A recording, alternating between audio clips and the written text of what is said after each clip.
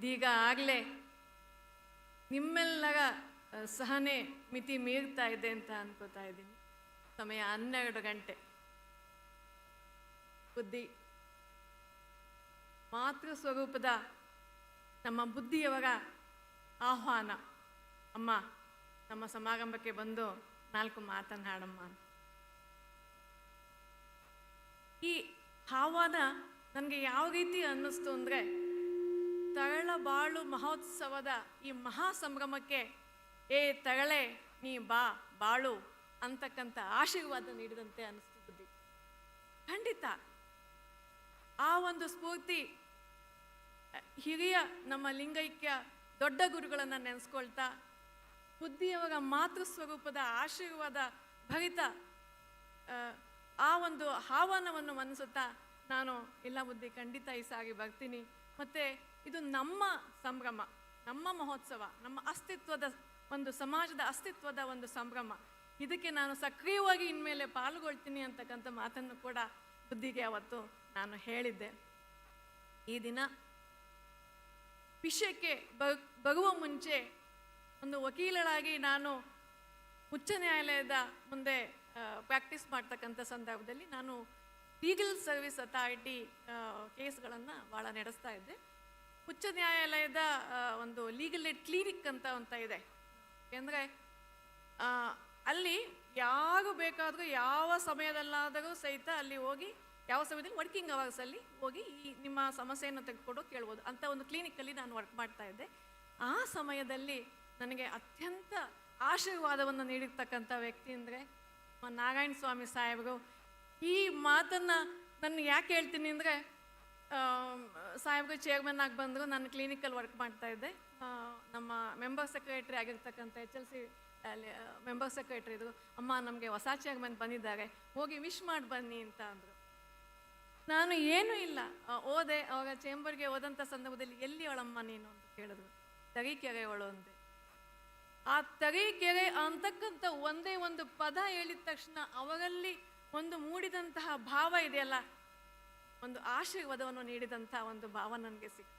ಖಂಡಿತ ಆಗ ನಾನು ಕಲಿತಂತಹ ಒಂದು ಆ ಕ್ಲಿನಿಕಲ್ಲಿ ಕಲಿತಂತಹ ಒಂದು ವಿದ್ಯೆ ಏನಿದೆ, ಕಾನೂನಿನ ವಿದ್ಯೆ, ಅದು ನಿಜವಾಗ್ಲೂ ಸ್ವಾಮಿ ನಮಗೆ ನಿಮ್ಮ ಆಶೀರ್ವಾದ ನೀಡೋದಕ್ಕೆ ನಾನು ಈಗಲೂ ಸಹಿತ ಆಗಿಲ್ಲ.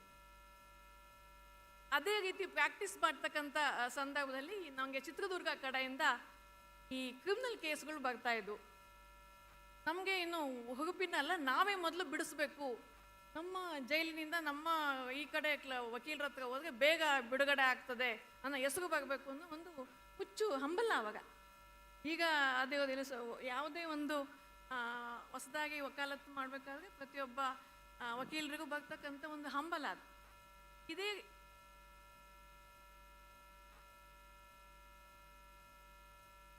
ಆ ರೀತಿಯಾಗಿ ಕ್ರಿಮಿನಲ್ ರೋಸ್ಟ್ರು ನಮ್ಮ ಬಿಲ್ಲಪ್ಪ ಸಾಹೇಬ್ರ ಮುಂದೆ, ಅವಾಗ ಕ್ರಿಮಿನಲ್ ರೋಸ್ಟ್ರು ಸಾಹೇಬ್ರ ಮುಂದೆ ನಾನು ಚಿತ್ರದುರ್ಗದ ಒಂದು ಮ್ಯಾಟ್ರು, ಈ ಡಕಾಯಿತಿ ಅಟೆಂಪ್ಟ್ ಅಂತ ಬರ್ತದೆ. ಅಂದರೆ ಡಕಾಯಿತಿ ಮಾಡಲಿಕ್ಕೆ ಪ್ರಯತ್ನ ಪಟ್ಟಿರ್ತಾರೆ.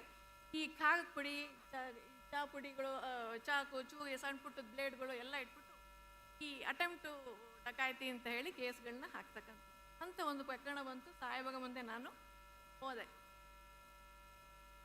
ಎಲ್ಲ ಸಂಪೂರ್ಣ ಡೀಟೇಲ್ಸು, ಕೃಷ್ಣ ಅಯ್ಯರ್ ಬೇಲೀಸ್, ಕೃಷ್ಣ ಅಯ್ಯರ್ ಜಡ್ಜ್ಮೆಂಟಿಂದ ಎಲ್ಲ ಇಟ್ಕೊಂಡು ಸಾಹೇಬ್ರ ಹತ್ರ ಹೋದೆ. ಸಾಹೇಬ್ರೆ, ಈ ಥರ ಇದೆ, ಇದು ಆಲ್ ಫಿಕ್ಸೆಡ್ ಇಂಪ್ಲಾಂಟೆಡ್ ಸ್ವಾಮಿ, ಇದು ನಮ್ಮ ಕ್ಲೈಂಟ್ಗಳು ಭಾಳ ಬಡವರು ಮತ್ತು ಭಾಳ ಸಾಹೇಬ್ರಿಗೆ ಒಂದೇ ಪ್ರಶ್ನೆ, ಎಲ್ಲ ಭಾಳ ಅತ್ಯಂತ ಸಹನೆಯಿಂದ ನಮ್ಮ ಮಾತನ್ನು ಕೇಳ್ತಾ, ವಾದವನ್ನು ಕೇಳ್ತಕ್ಕಂಥ ವ್ಯಕ್ತಿಯಾಗಿದ್ರು ಅಂದರೆ ನಮ್ಮ ಬಿಳಪ್ಪ ಸಾಹೇಬ್ರು. ಅವಾಗ ನಮಗೆ ಅದು ಹುರುಪು, ಸಹನೆಯಿಂದ ನಮ್ಮದು ಕೇಳ್ತಾರೆ ಅಂತೇಳಿ. ನಾನೇನು ಹೇಳ್ದೆ, ಇಲ್ಲ ನಾವು ತುಂಬ ಬಡವರು, ಅದ್ರ ನಾವು ಅಂದರೆ ನಾವು ಅಲ್ಲಿ ಕ್ಲೈಂಟಿನನ್ನೇ ನಾವು ಆಗ್ಬಿಟ್ಟಿರ್ತೀವಿ, ಆ ಥರ ಒಂದು ಮನೋಭಾವ ಬಂದ್ಬಿಟ್ಟಿರತ್ತೆ ನಮ್ಗೆ. ಸ್ವಾಮಿ ತುಂಬ ಬಡವರು, ಎಲ್ಲ ಈಗಲೂ ನಾವು ಮಾಡಿರ್ತಕ್ಕಂಥ ಸೀಸ್ ಮಾಡಿರ್ತಕ್ಕಂಥ ಮೆಟೀರಿಯಲ್ಸ್ ನೋಡಿ ಹೊಸ ಪುಡಿ ಆಗಿರುತ್ತೆ ಸ್ವಾಮಿ, ಅದು ಹಳೇದಲ್ಲ, ಈ ಥರ ಇಂಪ್ಲಾಂಟ್ ಮಾಡ್ತಾರೆ ಅಂತ ಎಲ್ಲ ನಾವು ವಾದವನ್ನು ಮಂಡಿಸಿದ್ವಿ. ಮಂಡಿಸಿದಾದ ತಕ್ಷಣ ಬುದ್ಧಿ ಒಂದು ಮಾತು ಹೇಳಿದ್ರು. 10 ನಿಮಿಷದ ಒಂದು ಕಿವಿ ಮಾತು, ಆ್ಯಂಟಿಸಿಡೆಂಟ್ಸ್ ಇದೆಯಾ ಅನ್ನೋದ್ರ ಬಗ್ಗೆ ರಿಪೋರ್ಟಿಗೆ ನಮ್ಮ ಪಿ ಪಿ ಅವರಿಗೆ, ಪಬ್ಲಿಕ್ ಪ್ರಾಸಿಕ್ಯೂಟರ್ ಅವರಿಗೆ ಅವ್ರು ರಿಪೋರ್ಟ್ ತರಿಸಿಪ್ಪ ಅಂತ ಹೇಳಿಬಿಟ್ಟು ನನಗೆ ಹೇಳಿದ ಒಂದು ಮಾತು ನನಗೆ ಈಗಲೂ ಚೆನ್ನಾಗಿ ಕಿವಿಲಿದೆ. ಅಮ್ಮ, ಬಾಂಬೆಯಲ್ಲಿ ದಾವೂದ್ ಇಬ್ರಾಹಿಂ ಅಂತಕ್ಕಂಥ ಒಬ್ಬ ವ್ಯಕ್ತಿ, ದಾವೂದ್ ಇಬ್ರಾಹಿಂ ಅಂತಕ್ಕಂಥ ವ್ಯಕ್ತಿನ ಹಿಡ್ಕೊಂಡು ಬಂದಾಗ ಒಬ್ಬ ಕಾನ್ಸ್ಟೇಬಲ್ 100 ರೂಪಾಯಿಗೋಸ್ಕರ ಅದನ್ನ ಬಿಟ್ಟು ಕಳಿಸ್ತಾನೆ. ನಂತರದ ಎಲ್ಲ ಪ್ರತಿಯೊಂದು ಇತಿಹಾಸ ನಿನಗೆ ಗೊತ್ತಿದೆ ಅಲ್ವಾ? ಎಲ್ಲವೂ ಸಣ್ಣದಿಂದನೇ ಶುರುವಾಗೋದು. ಅವನ ಆಂಟಿಸಿಡೆಂಟ್ಸ್ ಇದೆಯಾ ಈ ಕ್ರಿಮಿನಲ್ಸ್ ಅಂತ ನೋಡಿಕೊಂಡು ನಾನು ನಿನಗೆ ಬಿಟ್ಟು ಕಳಿಸ್ತೀನಿ.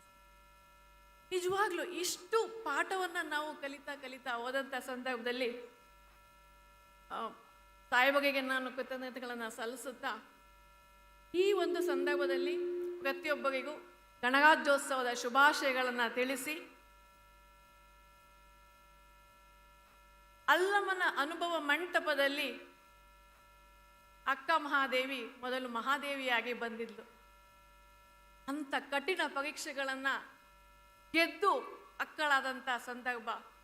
ಅವಳಿಗೆ ಈ ಸಂದರ್ಭದಲ್ಲಿ ಒಂದು ಸಮರ್ಪಣೆಯನ್ನು ಸಲ್ಲಿಸುತ್ತಾ, ನಂತರ ತರೀಕೆರೆಯಲ್ಲಿ ತರೀಕೆರೆಯಲ್ಲಿ ಇಂಥದೇ ಒಬ್ಬ ಮಹಾಸಾಧ್ವಿ, ಲಿಂಗೈಕ್ಯಳಾಗಿರ್ತಕ್ಕಂಥ ಒಬ್ಬ ವ್ಯಕ್ತಿ ಯಾರಪ್ಪ ಅಂದರೆ ಅಕ್ಕ ನಾಗಮ್ಮ. ಬಹುಶಃ ಇವತ್ತು ನಾವೆಲ್ಲ ತಾಳೆಗರಿಯನ್ನು ಇಟ್ಕೊಂಡು ಎಲ್ಲ ವಚನಗಳನ್ನು ಸಾಹಿತ್ಯವನ್ನು ಓದ್ತಾ ಇದ್ದೀವಿ ಅಂದರೆ, ಆ ತಾಯಿ ತಾನು ಖಡ್ಗ ಇಟ್ಟುಕೊಂಡು ಆ ಗ್ರಂಥಗಳನ್ನು, ಆ ಗರಿಯಗಳನ್ನು ರಕ್ಷಣೆ ಮಾಡಿದಂಥ ಒಂದು ಸಂದರ್ಭದಿಂದ ಮಾತ್ರ ನಮಗೆ ಸಾಧ್ಯವಾಗಿತ್ತು. ಆದ್ದರಿಂದ ಆ ತಾಯಿಗೆ ಒಂದು ನಮನವನ್ನು ಸಲ್ಲಿಸುತ್ತಾ, ನಮ್ಮ ವಿಷಯವಾಗಿರ್ತಕ್ಕಂಥ ನ್ಯಾಯಾಂಗ ಮತ್ತು ಸಮಾಜದ ವಿಷಯಕ್ಕೆ ನಾನು ಬರ್ತೀನಿ. ನ್ಯಾಯಾಂಗ ಮತ್ತು ಸಮಾಜ ಅನ್ಬೇಕಾದ್ರೆ, ಸಮಾಜ ಮಾನವನ ಒಂದು ಸೃಷ್ಟಿ ಅಥವಾ ಮಾನವನ ಸೃಷ್ಟಿಯೇ ಸಮಾಜ. ನಾನು ನಮ್ಮವರು ಅಂತ ಎಲ್ಲಿ ಭಾವನೆ ಇರುತ್ತೋ ಅದುವೇ ಸಮಾಜ. ನಮ್ಮವರು ಒಂದೇ ಮನಸ್ಸಿನ, ಒಂದೇ ಆಸಕ್ತಿಯ, ಒಂದೇ ಸಂಸ್ಕೃತಿಯ, ಒಂದೇ ಭಾಷೆಯ, ಒಂದೇ ಸಂಪ್ರದಾಯಗಳು ಇರ್ತಕ್ಕಂಥ, ತಮಗಾಗಿ ಮಾಡಿರ್ತಕ್ಕಂಥ, ತಮ್ಮ ಸುರಕ್ಷತೆಗಾಗಿ ಮಾಡಿರ್ತಕ್ಕಂಥ ಒಂದು ಚೌಕಟ್ಟೆ ಸಮಾಜ. ಹಾಗಾದರೆ ಇಂತಹ ಸಮಾಜದಲ್ಲಿ ಸ್ವಲ್ಪ ಗೋಡೆ ದಾಟಿ ಆಗೋವಂಥ ವ್ಯಕ್ತಿಗಳಿಗೆ ಅಲ್ವಾ, ಕಾನೂನನ್ನು ಪಾಲನೆ ಮಾಡತಕ್ಕಂಥ ವ್ಯಕ್ತಿಗಳಿಗೆ, ಶಿಸ್ತನ್ನು ಇಲ್ಲದೆ ಇರ್ತಕ್ಕಂಥ ವ್ಯಕ್ತಿಗಳಿಗೆ ಏನಾದರೂ ಒಂದು ಬೇಕಲ್ಲ ಅಂತ ನಾವು ಮಾಡಿಕೊಂಡ ಮತ್ತೊಂದು ವ್ಯವಸ್ಥೆ ನ್ಯಾಯಾಂಗ ವ್ಯವಸ್ಥೆ. ಹಾಗಾದರೆ ಈ ಒಂದು ಪ್ರಸ್ತುತ ಸಮಾಜದಲ್ಲಿ ನೀವು ಅನುಭವಿಸತಕ್ಕಂಥ ಸಮಸ್ಯೆಗಳು ಯಾವುದು? ಯಾಕೆಂದರೆ ಅದು ಅತ್ಯಂತ ಕ್ಷಿಪ್ರಗತಿಯಲ್ಲಿ ಬದಲಾವಣೆಯನ್ನು ನಾವು ಕಾಣ್ತಾ ಇದ್ದೀವಿ. LPG ಅಂತೀವಿ, ಉದಾರೀಕರಣ, ಜಾಗತೀಕರಣ, ಮತ್ತು ಖಾಸಗೀಕರಣ, ಡಿಜಿಟಲೈಸೇಷನ್ಸ್, ಇವುಗಳ ಎಫೆಕ್ಟ್ ಎಷ್ಟು ಪ್ರಮಾಣದಲ್ಲಿ ನಮಗೆ ನಮ್ಮ ಜೀವನ ಶೈಲಿಯ ಮೇಲೆ ಬಿದ್ದಿದೆ ಅಂದರೆ, ಆ ಜೀವನ ಶೈಲಿಯ ಬದಲಾದ ಜೀವನ ಶೈಲಿಗೆ ನಮ್ಮ ನ್ಯಾಯಾಂಗ ವ್ಯವಸ್ಥೆ ಉತ್ತರ ಕೊಡ್ತಾ ಇದೆಯಾ? ನಮ್ಮ ಸಮಾಜದ ಈ ಸಮಸ್ಯೆಗಳನ್ನು ಸಾಲ್ವ್ ಮಾಡಲಿಕ್ಕೆ ನಮ್ಮ ನ್ಯಾಯಾಂಗ ಕಟಿಬದ್ಧವಾಗಿದೆಯಾ? ಖಂಡಿತ ಇದೆ. ಯಾಕೆಂದರೆ ಇವತ್ತಿನ ಪೇಪರನ್ನು ನೋಡಿ ನೀವು, ಹೆಣ್ಣು ಮಕ್ಕಳಿಗೆ ಆಗದಿಂದ ಒಬ್ಬ ಡಾಕ್ಟರ್ ಒಂದು PIL ಆಗ್ತಾರೆ, ಜಯಾ ಠಾಕೂರ್ ಅಂತೇಳಿ. ಆಗದಿಂದ 12 ವರ್ಷದ ಹೆಣ್ಣು ಮಕ್ಕಳಿಗೆ ಈ ಮಾಸಿಕ ಋತು ಒಂದು ಏನು ಉಂಟಾಗತ್ತೆ, ಹೆಣ್ಣು ಮಕ್ಕಳ ಒಂದು ವಿಷಯ ಆಗತ್ತೆ, ಆ ವಿಷಯದ ಬಗ್ಗೆ ಒಂದು PIL ಆಗ್ತಾರೆ. ಇವತ್ತು ಪೇಪರ್ನಲ್ಲಿ ಬಂದಿದೆ, ಅದು ಮೂಲಭೂತ ಹಕ್ಕು. ಆಕೆಗೆ ಸ್ವಚ್ಛವಾದ ಟಾಯ್ಲೆಟ್, ಸ್ವಚ್ಛವಾದ ಎಲ್ಲ ವಾತಾವರಣನ ಕಟ್ಸ್ಕೊಡ್ತಕ್ಕಂಥದ್ದು ನಮ್ಮ ಈಗ ಮೂಲಭೂತ ಹಕ್ಕು ಅಂತ ನಾನು ಹೇಳಿದ ತಕ್ಷಣ ನೀವೇನು ಮಾಡ್ಬೋದು? ಮೂಲಭೂತ ಹಕ್ಕು ಅಂದ ತಕ್ಷಣ ಪ್ರತಿಯೊಂದು ಅಧಿಕಾರ ನಿಮಗೆ ಬಂದ್ಬಿಡುತ್ತೆ. ಒಬ್ಬ ಸಾಮಾನ್ಯ ಪ್ರಜೆಯಾಗಿ ಇದು ನಿನ್ನ ಮೂಲಭೂತ ಹಕ್ಕು ಅಂದ ತಕ್ಷಣ ನಾನು ಎದ್ದು ನಿಂತ್ಬಿಡ್ತೀನಿ. ಏನಂತ? ಸೀದಾ ಒಂದು ಹೈಕೋರ್ಟಲ್ಲಿ ಬಿಟ್ಟು ಹಾಕ್ಬೋದು, ಆಯಿತಾ? ನನಗೆ ಸಿಕ್ಕಿರ್ತಕ್ಕಂಥ ಮೂಲಭೂತ ಹಕ್ಕು ಇವತ್ತಿಲ್ಲ. ನನ್ನ ಶಾಲೆಯಲ್ಲಿ ಟಾಯ್ಲೆಟ್ ಇಲ್ಲ, ನನ್ನ ಕಾಲೇಜಿನಲ್ಲಿ ಸರಿಯಾದ ವ್ಯವಸ್ಥೆ ಇಲ್ಲ, ಪ್ಯಾಡ್ಗಳಿಲ್ಲ. ಈ ತೀರ್ಪಿನ ಕಾಂಪ್ಲೇನ್ಸ್ ಆಗಿಲ್ಲ ಅಂತಕ್ಕಂಥ ಒಂದು ಇದನ್ನು ತಗೊಂಡು ಇವತ್ತು ನ್ಯಾಯಾಲಯಕ್ಕೆ ಡೈರೆಕ್ಟಾಗಿ ನಾವು ಅಪ್ರೋಚ್ ಆಗ್ಬೋದು. ವಿಳಂಬದ ಬಗ್ಗೆ ಬಂದಂಥ ಸಂದರ್ಭದಲ್ಲಿ ಖಂಡಿತವಾಗಿ ನ್ಯಾಯಾಲಯದಲ್ಲಿ ಉಂಟಾಗ್ತಾ ಆಗ್ತಕ್ಕಂಥ ವಿಳಂಬ ಒಂದು ಕಾರಣದಿಂದಲ್ಲ, ಅದಕ್ಕೆ ಭಾಗಿದಾಗ ನಾವು ಕೂಡ ಆಗಿರ್ತೀವಿ, ವಕೀಲರಾಗಿರ್ತಕ್ಕಂಥ ನಾವು ಕೂಡ ಆಗಿರ್ತೀವಿ. ಆ ಒಂದು ಏನು ವ್ಯವಸ್ಥೆ ನ್ಯಾಯಾಂಗದ ವ್ಯವಸ್ಥೆ, ನ್ಯಾಯ ನೀಡುವಿಕೆ ವ್ಯವಸ್ಥೆಯ ಜೊತೆಗೆ ಒಂದು ಪರ್ಯಾಯ ವ್ಯವಸ್ಥೆಯನ್ನು ನಾವು ಕಂಡುಕೊಂಡ್ವಿ. ಇದು ಇದು ನಮಗೆ ಇತಿಹಾಸ ಇದೆ. ನಮ್ಮಲ್ಲಿ ನಾವು ಮೊದಲಿಂದಲೂ ನಾವು ಏನು ರಾಜರ ಕಾಲದಿಂದ ಪಂಚಾಸು ಇವೆಲ್ಲ ನೀಡ್ತಕ್ಕಂಥ ಒಂದು ನ್ಯಾಯ ವಿಧಾನ ಪದ್ಧತಿಯನ್ನು ಈ ಒಂದು ಪ್ಯಾರಲಲ್ಲಾಗಿ, ಈ ಒಂದು ಏನು ಜುಡಿಷರಿಯ ಪ್ಯಾರಲಲ್ಲಾಗಿ ನಾವು ಆಲ್ಟರ್ನೇಟಿವ್ ಡಿಸ್ಪ್ಯೂಟ್ ರೆಸೊಲ್ಯೂಷನ್ ಸಿಸ್ಟಮ್ ಅಂತೇಳಿ ಮಾಡ್ತಾ ಬಂದ್ವಿ. ಇಲ್ಲಿ ನಾನು ಬುದ್ಧಿಯವರಿಗೆ ನಾನು ಧನ್ಯವಾದ ಹೇಳಬೇಕು. ಯಾಕೆಂದರೆ ಬುದ್ಧಿಯವರ ನ್ಯಾಯಪೀಠಕ್ಕೆ ನಾನು ಒಮ್ಮೆ ಬಂದಿದ್ದೆ. ಯಾವಾಗ ಬಂದಿದ್ದೆ ಅಂದರೆ ನಾನು ರಾಣೆಬೆನ್ನೂರಿನಲ್ಲಿ ಉಪನ್ಯಾಸಕಿಯಾಗಿ ಕೆಲಸ ಮಾಡ್ತಾ ಇದ್ದೆ.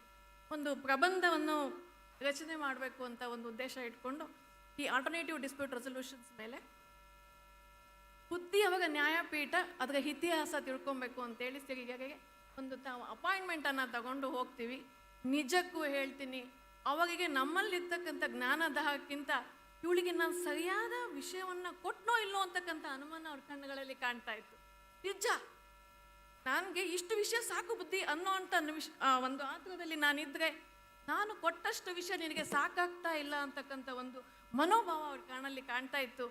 ಮುಂದಿನ ಒಂದು ಪತ್ರಿಕೆ, ವಿಜಯ ಕರ್ನಾಟಕ ಪತ್ರಿಕೆ ಅಂತ ಕಾಣ್ತದೆ, ಆ ಪತ್ರಿಕೆಯಲ್ಲಿ ಬುದ್ಧಿ ಸಂಪೂರ್ಣ ನಮ್ಮ ನ್ಯಾಯಪೀಠದ ಇತಿಹಾಸವನ್ನು ಬರೀತಾರೆ. ಇದಕ್ಕಿಂತ ಹೆಚ್ಚಿನ, ಇದಕ್ಕಿಂತ ದೊಡ್ಡ ನಾಯಕತ್ವ ಇರ್ತಕ್ಕಂಥ ನ್ಯಾಯಮೂರ್ತಿ ಸ್ಥಾನವನ್ನು ಹೊಂದಿರ್ತಕ್ಕಂಥ ವ್ಯಕ್ತಿ ಬೇಕಾ? ಇರ್ಲಿಕ್ಕೆ ಸಾಧ್ಯನಾ? ಈ ಒಂದು ನನಗೆ ಈ ಘಟನೆ ಯಾವತ್ತೂ ನನಗೆ ಅನಿಸುತ್ತೆ, ಇಷ್ಟು ಕಾಳಜಿಗಾಯಿತವಾಗಿ ಒಬ್ಬ ಸಾಧಾರಣ ಹೆಣ್ಮಗಳು, ನಾನೇನು ಸಾಧಕಿಯಲ್ಲ, ಒಂದೇನಿಲ್ಲ, ಓದೆ ತಕ್ಷಣ ಅವರು ಕರೆಸಿ ಮಾಡಿ ಒಂದು ಫೈಲನ್ನು ಕೊಟ್ಟರು, ಇದು ನೋಡಮ್ಮ, ಇದನ್ನ ಏನು ಒಪಿನಿಯನ್ ಕೊಡ್ತೀಯಾ ಅಂತ ಹೇಳಿ ಕೊಟ್ಟು ಆ ಒಂದು ಆಶೀರ್ವಾದ ಇನ್ನೂ ನನಗೆ ನನ್ನ ಒಂದು ಕೈನಲ್ಲಿ ಮಸ್ತಕದಲ್ಲಿ ಇಟ್ಟು ಕೂಡ ಅಚ್ಚೊತ್ತಿದೆ. ಇಷ್ಟನ್ನು ಹೇಳ್ತಾ, ಈ ಕಾನೂನು ಶಿಕ್ಷಣ ಅಂತ ಬಂದಾಗ ಅಂದರೆ ನಾವು ಸಂವಿಧಾನದ 39A ಅಂತಕ್ಕಂಥ ಅದನ್ನು ನಮ್ಮ ಸಂತೋಷ್ ಸಾಹೇಬರು ಭಾಳ ಹೇಳಿದ್ರು, ಆಯಿತಾ. ಈ ಸಂವಿಧಾನದಲ್ಲಿ 39A ಯಾಕೆ ಬಂತಪ್ಪ ಅಂದರೆ ಒಂದೇ ಒಂದು ಪ್ರಾವರ್ಬ್ ಇದೆ, ಕಾನೂನಿನ ಅಜ್ಞಾನ ಕ್ಷಮಾಗ ಅಲ್ಲ. ಅಂದರೆ ನಾನು ರೈಟ್ ಸೈಡ್ ಡ್ರೈವ್ ಮಾಡ್ಕೊಂಡು ಹೋಗ್ತಾ ಇದ್ದೆ, ಬಿದ್ದೆ, ನನಗೆ ರೈಟ್ ಸೈಡ್ ಡ್ರೈವ್ ಮಾಡೋದು ತಪ್ಪು ಅಂತ ಗೊತ್ತಿರಲಿಲ್ಲ ಅಂತ ನೀನು ಅನ್ನಂಗಿಲ್ಲ, ಮಾಡಿದೆಯಾ ಶಿಕ್ಷೆ ಅನುಭವಿಸು. ಹಾಗಾದರೆ ಆ ಕಾನೂನಿನ ಜ್ಞಾನವನ್ನು ಹೆಂಗೆ ನೀಡಬೇಕು, ಯಾವ ರೀತಿಯಾಗಿ ಮೂಡಬೇಕು, ಇದನ್ನು 39A ಸಂವಿಧಾನದ 39A ಹೇಳುತ್ತೆ. ಅದರ ಒಂದು ಮಾಡ್ತಾ ಹೋದಾಗ ನಾವು ಲೀಗಲ್ ಎಜುಕೇಷನಿನ ವಿಷಯವನ್ನು ನಾನು ತಗೋತೀನಿ. ಅಂದರೆ ಈಗ ಅರಿವು ನೆರವು ಅಂತಕ್ಕಂಥ ವಿಷಯವನ್ನು ನಮ್ಮ ಸಂತೋಷ್ ಸರ್ ಅವ್ರಿಗೆ ಹೇಳಿಬಿಟ್ರು. ಹಾಗಾದರೆ ಮುಂದೆ ಉಳಿದಿರ್ತಕ್ಕಂಥದ್ದು ನನಗೆ ಮುಂದೆ ಉಳಿದಿರ್ತಕ್ಕಂಥದ್ದು ಲೀಗಲ್ ಎಜುಕೇಷನ್ ಬಗ್ಗೆ. ಲೀಗಲ್ ಎಜುಕೇಷನ್ ಅಂತ ನಾನು ವಿಷಯವನ್ನು ತಗೊಂಡ್ರೆ, ಇಡೀ ಕರ್ನಾಟಕದಲ್ಲಿ ಸರ್ಕಾರಿ ಕಾಲೇಜುಗಳು, ಕಾನೂನು ಕಾಲೇಜುಗಳು ಅಂತ ಇರ್ತಕ್ಕಂಥದ್ದು ಬುದ್ಧಿ ಕೇವಲ 5. ನಾನು ಏಡೆಡ್ ಕಾಲೇಜಿಗೆ ಹೋಗ್ಬೇಕು ಅಂದರೆ ಫೀಸ್ ಎಷ್ಟಾಗತ್ತೆ, ಪ್ರೈವೇಟ್ ಕಾಲೇಜಿಗೆ ಹೋಗ್ಬೇಕು ಅಂದರೆ ಫೀಸ್ ಎಷ್ಟಾಗತ್ತೆ. ನಾನು ವಕೀಲಾಗಬೇಕು ಅಂದರೆ ಬಾರ್ ಕೌನ್ಸಿಲ್ ಎಕ್ಸಾಮನ್ನು ತೊಗೊಂಡು ಮಾಡ್ತೀನಿ, ಸರಿ, ಅದು ಬೇರೆ. ಆದರೆ ನನಗೆ ಕಾನೂನಿನ ಜ್ಞಾನ ಬೇಕು. ನಾನೇನು ವಕಾಲತ್ ಮಾಡೋದಿಲ್ಲ, ಆಯಿತಾ. ಕಾನೂನಿನ ಜ್ಞಾನ ಬೇಕು. ಇದು ನಿನ್ನ ಸ್ಟೇಟಿನ ರೆಸ್ಪಾನ್ಸಿಬಿಲಿಟಿ, ರಾಜ್ಯದ ಜವಾಬ್ದಾರಿ. ಅದು ಪ್ರತಿಯೊಬ್ಬ ವ್ಯಕ್ತಿಗೂ ಕಾನೂನು ಈಗಿದೆ ಅಂತ ತಿಳಿಸ್ತಕ್ಕಂಥದ್ದು. ಆ ಜವಾಬ್ದಾರಿಯನ್ನು ನಮ್ಮ ಲೀಗಲ್ ಸರ್ವಿಸ್ ಅಥಾರಿಟಿ ಮೆಂಬರ್ ಸೆಕ್ರೆಟರಿಗಳು, ನಮ್ಮ ಜುಡಿಷರಿ ಒಂದು ಅಂಗವಾಗಿ ಇಟ್ಕೊಂಡು ಮಾಡ್ತಾ ಇದೆ. ಆದರೂ ಸಹಿತ ಯಾವಾಗ ನೀವು ಸರ್ಕಾರಿ ಕಾನೂನು ಕಾಲೇಜುಗಳನ್ನು ಹೆಚ್ಚಾಗಿ ತೆಗೆಯೋದಿಲ್ಲ, ಯಾರು ಅಷ್ಟೊಂದು ಫೀಸ್ ಕೊಟ್ಟು ಆ ಒಂದು ಶಿಕ್ಷಣವನ್ನು ಪಡೆಯಲಿಕ್ಕಾಗುತ್ತೆ ಸ್ವಾಮಿ. ನಾನು ಮೊನ್ನೆ ನನಗೆ ಪ್ರತಿಯೊಬ್ಬರು ಫೋನ್ ಮಾಡ್ತಿರ್ತಾರೆ, ಅಮ್ಮ ನಿಮಗೆ ಆ ಪ್ರಿನ್ಸಿಪಾಲ್ ಗೊತ್ತಲ್ಲ, ನೀವು ಆ ಕಾಲೇಜಲ್ಲಿ ವರ್ಕ್ ಮಾಡಿದ್ರಲ್ಲ, ಒಂದು ಅಡ್ಮಿಷನ್ ಕೊಡಿಸಿ ಒಂಚೂರು ಹೇಳಿ ಅಂತ. ಫೀಸ್ ಕೇಳಿದ್ರೆ ಫೀಸ್ ಒಂಚೂರು ಡಿಸ್ಕೌಂಟ್ ಮಾಡ್ಕೊಳ್ಳಿ. 60, 70 ಸಾವಿರ, 80, 90. ಒಬ್ಬ ರೈತಾಪಿ ಇನ್ನು ಹೆಣ್ಮಕ್ಳನ್ನಂತೂ ಕಳಿಸೋದೇ ಇಲ್ಲ ಬಿಡಿ, ಆಯಿತಾ. ಹುಡುಗರನ್ನಾಗ ಕಳಿಸ್ತಾರೆ. ನಮ್ಮಂಥ ಹೆಣ್ಮಕ್ಳನ್ನು ಕಾನೂನು ಕಲಿಯಕ ಅವಳು ಇಲ್ಲಿ ಮಾತಾಡೋ ಬದಲು ಕೋಟ್ ಹಾಕ್ಕೊಂಡು ಮನೇಲಿ ಬಂದು ಮಾತಾಡಿ ಆ ರೀತಿಯಾದ ಕಾನೂನನ್ನು ಕಲೀಲಿಕ್ಕೆ ಯಾವ ರೀತಿಯಾಗಿ ಪ್ರೋತ್ಸಾಹ ಆಗೋದಿಲ್ಲ.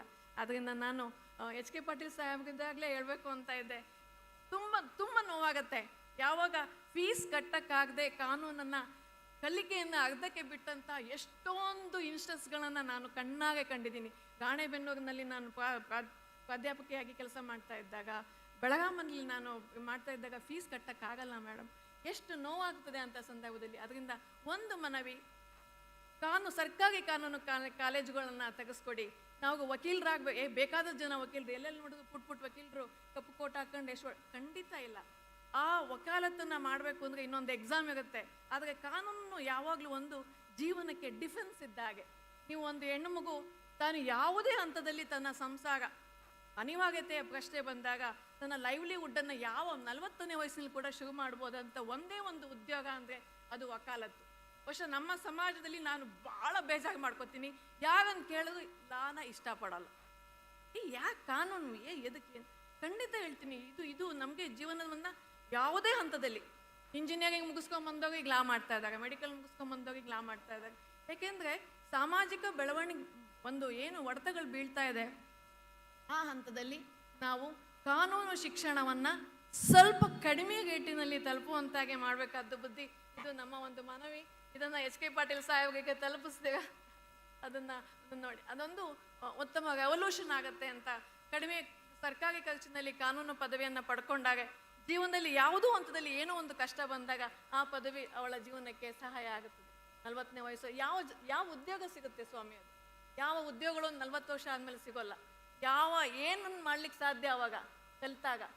ಏನೋ ಅನಿವಾಗತ್ತೆ, ಗಂಡನೇ ತೀರ್ಕೋತಾರೆ, ಆರೋಗ್ಯ ಇಲ್ದಂಗೆ ಆಗತ್ತೆ, ಏನೋ ಒಂದು ಅಗಾಧವಾದ ಕೆಲಸಗಳೇ ಹೋಗುತ್ತೆ. ಕೋವಿಡ್ ಟೈಮ್ನಲ್ಲಿ ಆರ್ಥಿಕ ಎಷ್ಟು ನೋವುಗಳನ್ನು ಅನುಭವಿಸಿದಾಗ ಅಂದರೆ ಆರ್ಥಿಕವಾಗಿ ಎಲ್ಲ ಬಿಸ್ನೆಸ್ಗಳು ಫ್ಲಾಪ್ ಆಯಿತು. ಅಂಥ ಸಮಯದಲ್ಲಿ ಕಾನೂನು ಶಿಕ್ಷಣ ಅಂತಕ್ಕಂಥದ್ದು ಹೆಣ್ಣು ಮಕ್ಕಳಿಗೆ ನಾನು ಖಂಡಿತವಾಗಿ ಹೇಳ್ತೀನಿ, ಹೆಣ್ಣು ಮಕ್ಕಳಿಗೆ ಕಾನೂನು ಶಿಕ್ಷಣವನ್ನು ನಮ್ಮ ಪ್ರಾಂತ್ಯದ ಜನ ಕಳಿಸ್ಬೇಕಾದ್ರೆ ಬರೀ ಇಂಜಿನಿಯರಿಂಗ್, ಮಾತಿದ್ದಕ್ಕೆ ಇಂಜಿನಿಯರಿಂಗ್. ಒಂದು ಪ್ರೊಫೈಲ್ ನೋಡ್ರಿ, ಮಗಳಿಗೆ ಗಂಡು ನೋಡ್ಬೇಕಾದ್ರೆ ಮಗ ನೋಡ್ತೀನಿ, ಎಲ್ಲದರಲ್ಲೂ ಬರೀ ಇಂಜಿನಿಯರಿಂಗ್. ಕಾನೂನು ಕ್ಷೇತ್ರ ಅತ್ಯಂತ ವಿಶಾಲವಾದ, ಎಲ್ಲದನ್ನು ಒಳಗೆ ಸೇರಿಸ್ಕೊಂಡು ಸಮಾಜದ ಇಂಜಿನಿಯರ್ಸ್ ಆಗುವಂಥ ಕೆಲಸವನ್ನು ಮಾಡಿ. ಅದರಿಂದ ಇಷ್ಟನ್ನು ಹೇಳ್ತಾ ಬುದ್ಧಿ ಭಾಳಷ್ಟು ವಿಷಯಗಳು ಇಟ್ಕೊಂಡು ಬಂದಿದ್ವಿ. ಅಂದರೆ ಇವಾಗ ನ್ಯಾಯಾಂಗ, ವಚನ ಸಾಹಿತ್ಯ ಮತ್ತು ನಮ್ಮ ಸಮಾಜ ಹಾಗಂತ ಹೋದರೆ ನಮ್ಮ ಬಸವಣ್ಣವರ ಒಂದು ಭಾವಚಿತ್ರವನ್ನು ನಮ್ಮ ಸಂವಿಧಾನದಲ್ಲಿ ಹಾಕಬೇಕು. ಕಾರಣ ಯಾಕೆ? ಇಡೀ ಸಂವಿಧಾನ ಇರೋದೇ ನಮ್ಮ ವಚನ ಸಾಹಿತ್ಯದ ಮೂಲ ತತ್ವದ ಮೇಲೆ. ಇಡೀ ವಚನ ಸಾಹಿತ್ಯ. ನಾನು ಯಾಕೆ ಅಕ್ಕನಾಗಮ್ಮನ್ನ ಇವತ್ತು ಎತ್ತಿ ಹೇಳ್ದೆ ಅಂದರೆ, ತನ್ನ ಸಹೋದರನನ್ನ ಹೊಗಳುತ್ತಾ ಅವನ ಕಾರ್ಯವನ್ನು ಮಾಡ್ತಾ ಅವನ ಸಂಪೂರ್ಣ ಕೆಲಸವನ್ನು ಸಂರಕ್ಷಿಸಿ ಇಟ್ಟಂಥ ಒಂದು ದಿಟ್ಟ ಮಹಿಳೆ. ಅವಳಿಗೆ ಒಂದು ನಮನವನ್ನು ಸಲ್ಲಿಸಿ, ಈಗ ನಾನು ಯಾಕೆ ಹಿಂಗೆ ಹೇಳ್ತಾ ಇದ್ದೀನಿ ಅಂದರೆ, ವಚನ ಸಾಹಿತ್ಯದ ಪ್ರತಿಯೊಂದು ತತ್ವ ನಮ್ಮ ಅನುಚ್ಛೇದ 14 ಆಗಲಿ, ಅನುಚ್ಛೇದ 14, 19, 21 ಮುಗಿಗೆ ಗೋಲ್ಡನ್ ಟ್ರಯಾಂಗಲ್ ಅಂತಾರೆ. ಅದು ಇಷ್ಟೂ ಸಹಿತ ನಮ್ಮ ವಚನ ಸಾಹಿತ್ಯದಲ್ಲಿ ಹೇಳಿರ್ತಕ್ಕಂಥದ್ದು. ಅದರಿಂದ ಇಡೀ ಸಂವಿಧಾನ ಒಮ್ಮೆ ಒಬ್ಬರು ಇವ್ರು ಸಿಕ್ಕರು, ಯಾಕಪ್ಪ ಇನ್ಸ್ಪೆಕ್ಟ್ರು ಸರ್, ನಾನು PhD ಮಾಡಿ PhD ತಗೊಂಡೆ ಸರ್. ಡಾಕ್ಟ್ರು, ಯಾವುದಪ್ಪ ನಿಮ್ಮ PhD ಸಬ್ಜೆಕ್ಟ್ ಅಂತ? ವಚನ ಸಾಹಿತ್ಯ ಮತ್ತು ಇಂಡಿಯನ್ ಪೀನಲ್ ಕೋಡ್ ಸ್ವಾಮಿ. ಎಂಥ ಅದ್ಭುತವಾದ ವಿಷಯವನ್ನು ಆರಿಸ್ಕೊಂಡು ಪ್ರತಿಯೊಂದು ಹಂತದಲ್ಲಿ ನಮ್ಮ ದಂಡ ಸಂಹಿತೆಯಲ್ಲಿ ಹೇಳಿರ್ತಕ್ಕಂಥ ಪ್ರತಿಯೊಂದು ಅಪರಾಧ, ದಂಡದ ಫೈನ್ ಎಲ್ಲದು ನಮ್ಮ ವಚನ ಸಾಹಿತ್ಯದಲ್ಲಿ ನಾನು ಹುಡುಕಿ ಎಕ್ಕಿ ನಾನು ಇಂಥ ಒಂದು ಪ್ರಬಂಧವನ್ನು ನಾನು ಮಾಡಿದ್ದೇನೆ ಅಂತ ಹೇಳಿದಾಗ ನನಗೆ ಅದೊಂದು ಸಂತೋಷ ಆಯಿತು. ಅಂದರೆ ನಮ್ಮ ಸಂವಿಧಾನ ಏನು ಹೇಳುತ್ತೆ, ಸಂವಿಧಾನದ ಯಾವುದು ಮೂಲ ತತ್ವಗಳಿದೆ ಅದು ಎಲ್ಲ ನಮ್ಮ ವಚನ ಸಾಹಿತ್ಯದಲ್ಲಿದೆ. ಸಮಾನ ತತ್ವ, like should be treated alike, not unlike, alike. That is the gist of the entire constitution that we must follow. Ambedkar ಅವರು ಹೇಳ್ಬೇಕಾದ್ರೆ ಅವರು ಪ್ರತಿಯೊಂದು ಹಂತದಲ್ಲಿ ಹೇಳ್ತಾರೆ. ಒಂದು ಸಾರಿ ಅವರು ಕಾನೂನಿನ ಮಂತ್ರಿಯಾಗಿ ರಾಜೀನಾಮೆ ಕೊಡ್ತಾರೆ 1950ರಲ್ಲಿ. ಈ ಹಿಂದೂ ಕೋಡಿನ ಒಂದು ಡಿಬೇಟ್ ನಡೀತಾ ಇರುತ್ತೆ, ಸಂಪೂರ್ಣ ಹಿಂದೂ ಕೋಡು. 1949ರಲ್ಲಿ ಹಿಂದೂ ಕೋಡ್ ಬಿಲ್ಲನ್ನು ಹಾಕ್ತಾರೆ, ಬಟ್ ಅದು ಲ್ಯಾಪ್ಸ್ ಆಗುತ್ತೆ. ನಂತರ 50ರಲ್ಲಿ ಮತ್ತೆ ಅದನ್ನು ಇಂಟ್ರೊಡ್ಯೂಸ್ ಮಾಡಿ ಕೆಲವು ಅಮೆಂಡ್ಮೆಂಟ್ಗಳು ತಗೋಬೇಕಾದ್ರೆ ಅಂಬೇಡ್ಕರ್ ಅವರಿಗೆ ಕೆಲವು ಅಮೆಂಡ್ಮೆಂಟ್ಗಳು ಇಷ್ಟ ಆಗೋದಿಲ್ಲ. ಅವಾಗನ್ನು ತ್ಯಜಿಸ್ತಾರೆ. ಏನು ನನ್ನ ನಿರ್ಲಕ್ಷ್ಯ ಮಾಡ್ತಿದ್ದಾರೆ, ಖಂಡಿತ ರಿಸೈನ್ ಮಾಡಿ ಹೊರಗಡೆ ಬರ್ತಾರೆ. ಇಂಥ ಒಂದು ತ್ಯಾಗ, ಒಂದು ನಮ್ಮ ದೇಶ ಹೀಗೆ ಇರಬೇಕು ಎಂದು ಆಶಯ ಪಟ್ಟಿರ್ತಕ್ಕಂಥ ಜಗತ್ತಿನಲ್ಲಿ ಭಾರತದಲ್ಲಿ ನಾವು ಇದ್ದೀವಿ. ಅದರಿಂದ ಬಹುಶಃ ಇವತ್ತು ಇಷ್ಟೆಲ್ಲ ನಾವು ಫ್ರೀಡಮ್ ಆಫ್ ಎಕ್ಸ್ಪ್ರೆಷನ್ ಅಂತ ಏನು ಹೇಳ್ತೀವಿ, ಎಂಜಾಯ್ ಮಾಡ್ತಾ ಇದ್ದೀವಿ. ಬೇಕಾದ ಆಸ್ತಿ ತೊಗೊಳ್ತೀವಿ, ಬೇಕಾದ ಕಾರ್ ತೊಗೋತೀವಿ, ಬೇಕಾದ ಕಡೆ ಎಲ್ಲ ನಮ್ಮ ವ್ಯವಹಾರಗಳನ್ನ ಮಾಡ್ತೀವಿ. ಅವಾಗ ಎಲ್ಲ ಸ್ವಾತಂತ್ರ್ಯಕ್ಕಿಂತ ಹೋರಾಟಗಾರರ ಒಂದು ಪ್ರತಿಫಲವಾಗಿ ನಾವು ಮಾಡ್ತಕ್ಕಂಥ ಒಂದು ಎಂಜಾಯ್ ಮಾಡ್ತಕ್ಕಂಥ ಒಂದು ಸ್ಥಿತಿ ಆಗಿರುತ್ತೆ. ಈ ಸಂದರ್ಭದಲ್ಲಿ ಬಹುಶಃ ಕಡಿಮೆ ಸಮಯದ ಅವಧಿಯಲ್ಲಿ ಕೆಲವು ವಿಷಯಗಳು ಭಾಳಷ್ಟು ಹೇಳಬೇಕು ಅಂತ ಒಂದಿದೆ. ಆದ್ರೂ ಬುದ್ಧಿಯವರ ಆಶೀರ್ವಾದ ಮತ್ತು ನಿಮ್ಮೆಲ್ಲರ ಸಂಯಮ. ನನ್ನ ಒಂದೇ ಕಡೆಯದಾಗಿ ಒಂದು ಮನವಿ, ಕಾನೂನು ಶಿಕ್ಷಣಕ್ಕೆ ಮಾನ್ಯತೆ ಕೊಡಿ. ನಿಮ್ಮ ಮಕ್ಕಳನ್ನು ಕಾನೂನು ಕಲಿಯಲು ಕಳಿಸ್ಕೊಡಿ. ಖಂಡಿತ ನೀವು ಸಾಧಾರಣ ಇಂಜಿನಿಯರ್ಸ್ ಆಗಿ 20-25 ಸಾವಿರ ಸಂಬಳ ತಗೊಳಕ್ಕೆ ಹೋಗೋದಕ್ಕಿಂತ ನಮ್ಮ ಸೋಷಿಯಲ್ ಇಂಜಿನಿಯರ್ಸ್ ಆಗಿ ನಮ್ಮ ಒಂದು ಸಮಾಜವನ್ನು ಒಂದು ಸರಿಯಾದ ದಿಕ್ಕಿನೆಡೆ, ಯಾವುದು ನಮ್ಮ ಸಂವಿಧಾನದ ಪೀಠಿಕೆ ಅಂತ ಒಂದಿದೆ, ಪ್ರಿಯಂಬಲ್. ಆ ಪ್ರಿಯಂಬಲಲ್ಲಿ ನಮ್ಮನ್ನು ನಾವು ಹೇಳಿದ್ರು, ಇಡೀ ಸ್ಕೂಲಲ್ಲಿ ಎಜುಕೇಷನ್ ಸಿಸ್ಟಮಲ್ಲಿ ನಾವು ಪ್ರಿಯಂಬಲ್ನ ದಿನ ಓದಿಸ್ತಾ ಇದ್ದೀವಿ ಅಂತ. ನಮ್ಮನ್ನು ನಾವು ಸಮರ್ಪಿಸಿಕೊಂಡಿರೋದ್ರಿಂದ ಸಂವಿಧಾನದ ಚೌಕಟ್ಟಿನಲ್ಲಿ ನಮ್ಮ ಸಾಧನೆಗಳನ್ನು ಮಾಡಲಿಕ್ಕೆ ಅವಕಾಶ ಆಗತ್ತೆ. ಅದರಿಂದ ಇಷ್ಟನ್ನು ಹೇಳ್ತಾ ವೇದಿಕೆಯ ಮೇಲೆ ಇರ್ತಕ್ಕಂಥ ಎಲ್ಲ ದಿಗ್ಗಜರಿಗೂ, ಪ್ರಬುದ್ಧರಿಗೂ, ದಿವ್ಯಾತ್ಮರಿಗೂ ನನ್ನ ನಮನಗಳನ್ನ ತಿಳಿಸ್ತಾ, ನಿಮ್ಮ ಆಶೀರ್ವಾದ ನನಗೆ ಇರಲಿ ಅಂತ ಕೇಳ್ತಾ 12 ಮಾತುಗಳನ್ನ ಮುಗಿಸ್ತೀನಿ.